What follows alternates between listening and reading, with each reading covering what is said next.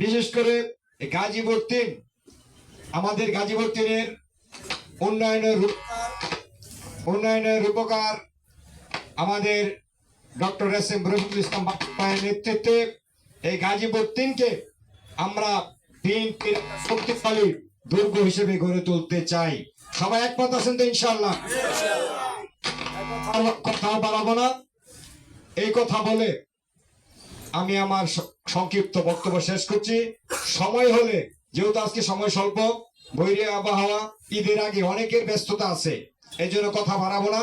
আর কথা না বেরিয়ে আমাদের এখানে যারা উপস্থিত হয়েছেন, আমাদের বাংলাদেশ জাতীয়তাবাদী যুবদল কেন্দ্রীয় সংসদের সংগ্রামী সভাপতি, সাধারণ সম্পাদক আব্দুল মোনায়েম মুন্না এবং নয়ন দাদার পক্ষ থেকে আপনাদেরকে ধন্যবাদ এবং কৃতজ্ঞতা জানাচ্ছি। পাশাপাশি আমাদের এই আসনের অভিভাবক ডক্টর এস.এম. রফিকুল ইসলাম বাচ্চু ভাইয়ের পক্ষ থেকেও আপনাদেরকে আন্তরিক ধন্যবাদ জানাতে চাই এবং ধন্যবাদ জানাই।